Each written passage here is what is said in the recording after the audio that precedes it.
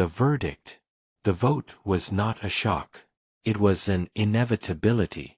In the cavernous, star-domed chamber of the Galactic Council on Xylos Prime, the air thrummed not with tension, but with finality.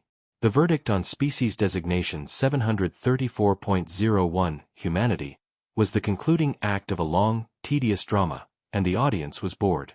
High luminary Exile of the Xylos, whose crystalline form scattered the chamber's soft light into 1,000 tiny rainbows, presided with an air of profound weariness. His voice, a melodic chime that translated into the minds of all present, held no malice. It was the sound of a gardener announcing the plucking of a weed. The motion has been seconded. The vote for total systemic exile of humanity from the Galactic Compact is now concluded. The tally is unanimous. A soft, harmonious hum of approval echoed through the chamber. The Avix delegates preened their iridescent feathers. The gelatinous Cthar delegates shimmered in agreement. The hulking, stone-like Grthar delegate gave a single, grinding nod. The sentence is ratified, ZXYL chimed. Effective upon the delivery of the verdict. A custodial fleet will be dispatched to the Sol system to oversee the transition. All human assets beyond their home system are hereby forfeit. Their faster-than-light travel privileges are revoked. Their communication channels to the greater galaxy will be severed. They are to be returned to their pre-contact technological and social state, their recent history, edited, for the sake of galactic stability. The hook, the punishment isn't just exile, it's a forced, lobotomized regression. It's not just being kicked out, it's being unmade. The luminary allowed a moment of silence, a gesture of respect for a species now deemed a failed experiment. A tragic outcome. Their potential was noted, but their flaws, their violent individualism, their emotional volatility, their terrifyingly rapid and unstable technological ascent, proved too great a risk to the harmonious order of the compact. May they find peace in their isolation.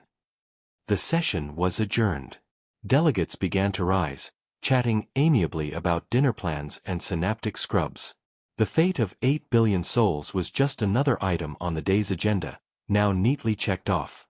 It was the Grthar ambassador, Bortok, whose sensory pits detected it first. A low-frequency vibration, a data stream so dense and powerful it was like a physical tremor in the quantum field. He ground to a halt, his mineral-based body emitting a subsonic rumble of confusion. Luminary, his voice was like continents shifting. The human FTL comms node. It has been active. ZXYL paused, his crystalline facets flickering. A final, panicked plea, no doubt. They were given the right to witness the verdict. It is their right to scream into the void as the door closes. Ignore it. The custodial fleet will silence it soon enough. No. Bortok rumbled, his unease growing. This is not a scream. The data density is impossible. It is a tsunami. It began 0.3 cycles before the verdict was officially delivered. A faint chill, the first of the day, touched the assembled delegates. A preemptive transmission? That was illogical. How could they know the verdict before it was passed? Show us, Zixwell commanded, his melodic chime now sharp. The central holographic display, which had just moments ago displayed the vote tally, flickered and changed. It showed the Sol system. But it was wrong. Every human settlement, every orbital station, every ship, each one registered with meticulous detail in the Compact's databases, was represented by a pinprick of light. And every single one was moving. Not randomly. Not in panic. With terrifying, synchronized purpose. Impossible, whispered an Avix delegate, its feathers flattening against its body. Their FTL drives. We just revoked the activation codes. Their ships are dead. They are not using Compact FTL, Bortok stated, his analytical mind struggling to process the data. They are using something else. The energy signatures are primitive. High-yield fusion pulses, channeled through magnetic constrictors. They are riding shock waves. On the display, the cloud of lights, thousands of them, was converging. From Mars, from the Jovian moons, from the asteroid belt, from the orbital rings around Earth itself. They streamed like a river of stars toward a single, empty point just beyond the orbit of Neptune. What is the destination? What is at those coordinates? Exyle's chime was now a frantic, discordant clatter. Nothing, Xylo's technician replied, its form vibrating with stress. It is empty space. The spike, the mystery deepens. They're not running away from something, they're running to nothing. Then, the image of Earth itself resolved on the screen. And the chamber fell into a silence so deep it was a vacuum. The planet was dimming. The glittering networks of its cities were winking out, continent by continent, not into darkness, but into a deep, non-reflective black. Vast swathes of the planet's surface were being covered. Magnification. Maximum, Exile ordered, his voice barely a whisper. The image zoomed in on the North American continent. What they saw defied understanding. The cities were not being abandoned, they were being disassembled. Towering structures were being deconstructed not by explosive demolition, but by swarms of millions of nano-dissemblers, reducing them to base atoms which were then fed into vast, roaming fabricator units. The fabricators were printing something else in their place. Mountains of complex machinery, forests of antennae, entire fields of what could only be power generators. The planet was being stripped. Its history, its art, its buildings, everything that constituted human civilization, was being ruthlessly, efficiently deconstructed and repurposed. They are eating their own world, the AVIX delegate whispered in horror. No, Bortok rumbled, a terrifying awe in his voice. Look at the orbital patterns. They are not destroying it. They are retrofitting it. The data stream from the human node finally resolved into a comprehensible message. It wasn't a plea. It wasn't a protest. It was a simple, automated receipt. From Office of the Sol System Exit Committee. To Galactic Compact Central Council, Xylos Prime. Notification of voluntary withdrawal. Be advised, the vote of the Galactic Compact to exile the human species from its membership is acknowledged. This office is authorized to inform you that your vote is redundant. As per the terms of the Compact Charter, Section 12, Clause 4, a member species may voluntarily withdraw its membership without prejudice, conditional upon the settlement of all outstanding debts and obligations. A full audit of human accounts, conducted as per your financial laws, indicates a credit balance of 4,812 Centauri Standard Units in our favor. The funds have been transferred to the Compact Treasury. The receipt is attached. Therefore, the human species hereby exercises its right to voluntary withdrawal, effective immediately. The Sol System is now a sovereign entity outside Compact jurisdiction. All Compact assets within the system have been identified and tagged for collection. You have 30 standard cycles to retrieve them. Any assets remaining after this period will be considered abandoned and will be scrapped for raw materials. We thank you for your hospitality during our membership. Sincerely, the last President of Earth. P.S. The custodial fleet you dispatched has been tracked. Its course is Interceptor.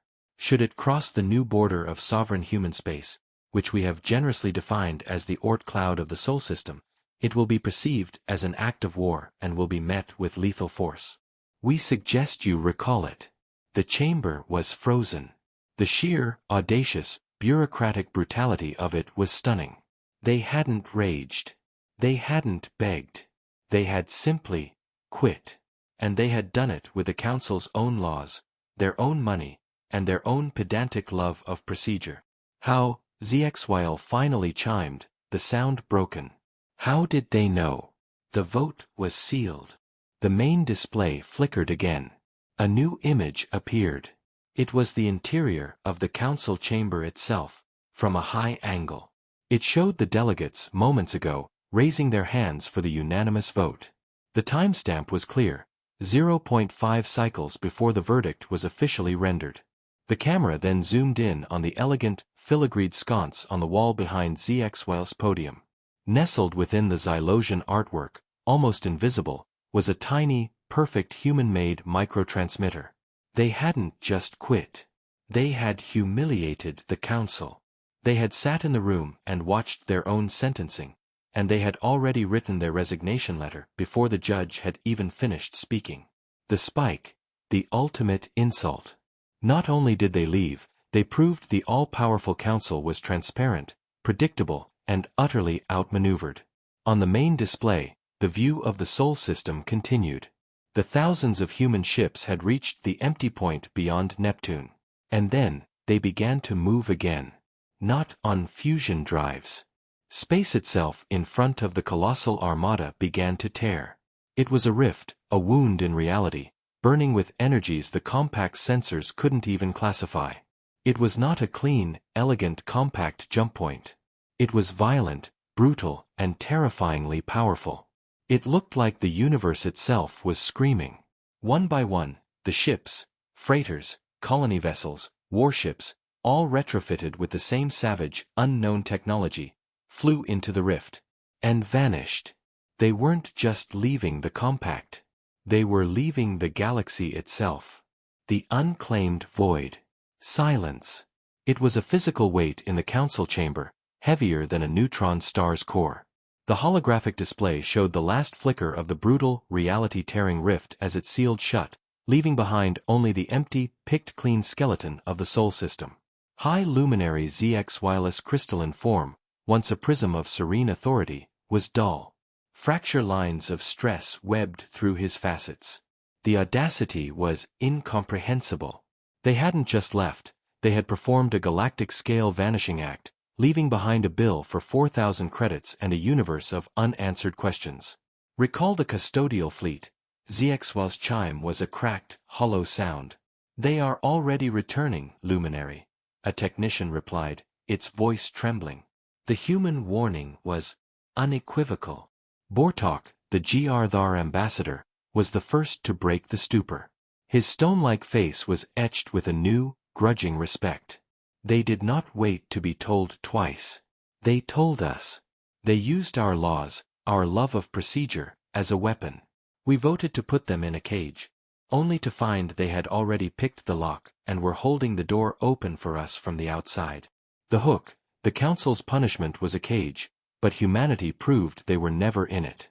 But the energy signature, that rift," the AVIX delegate whispered, its feathers still flat with shock. "It was primal. Unrefined. It shouldn't be possible." "Their file," Ziexwell chimed, a sudden sharp note of panic in his voice. "The species assessment. Pull it up. The section on pre-contact theoretical physics." The main display flickered, replacing the starfield with dense lines of text. Bortok's grinding voice read the highlighted passage aloud, each word landing like a hammer blow. Humanity's most alarming pre-contact theoretical work was not in weaponry, but in cosmology. They posited the existence of dimensions adjacent to our own, and developed numerous, though purely mathematical, models for breaching the dimensional membrane. Their theories were violent, inelegant, and implied a fundamental tearing of spacetime that most compact scientists considered suicidal. The chamber went colder. "They didn't develop a new FTL drive," Bortok rumbled, the awful truth dawning. "They didn't need to. They simply stopped caring about the damage. We gave them elegant, safe, clean technology. They looked at it, learned its principles, and then built a terrifyingly effective sledgehammer with it. That wasn't a jump. It was a breach. The spike, humanity's primitive tech isn't primitive, it's a terrifyingly powerful, brutalist approach they kept hidden." "And the planet?" ZXYL asked, dreading the answer. The view zoomed back in on Earth.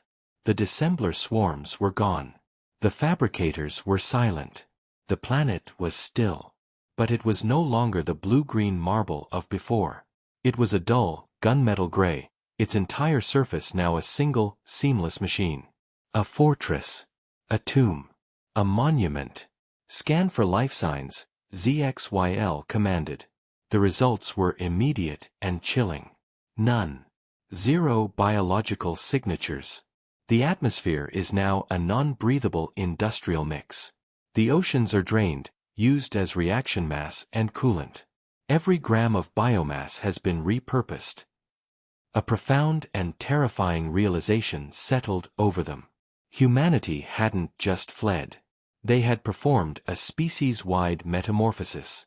They had shed their biological skin, their homeworld itself, and transformed into something else entirely. Something that lived between the stars, in the brutal, silent dark. "They are gone," the Avix said, a shiver in its voice. "No," Bortok corrected, his voice grave. "They are not gone. They are elsewhere. And they have made it abundantly clear that they do not wish to be followed." The final message from the last president of Earth still glowed on a secondary screen. The PPS seemed to pulse with a cold, final warning. "PPS. Do not bother looking for us." ZXYL looked at the empty starfield where a civilization had once been. His vote for exile had been meant to erase a problem. Instead, he had unleashed a phantom. He had sought to contain a species and had instead given them the one thing that made them more dangerous than any other: absolute, utter, and total freedom from consequence. The Galactic Council had voted to exile Earth. And in doing so, they had created the most feared entity in the cosmos, a species with nothing left to lose, and an entire universe to gain. They weren't exiles. They were pioneers of the darkest, most unknown frontiers. And they had taken their sledgehammer with them. The silence in the chamber was no longer just shock. It was the beginning of a deep, galactic dread, the first note of a fear that would echo for millennia. The mistake was not in exiling them. The mistake was in believing that exile was a punishment, and not the one thing humanity had secretly always wanted.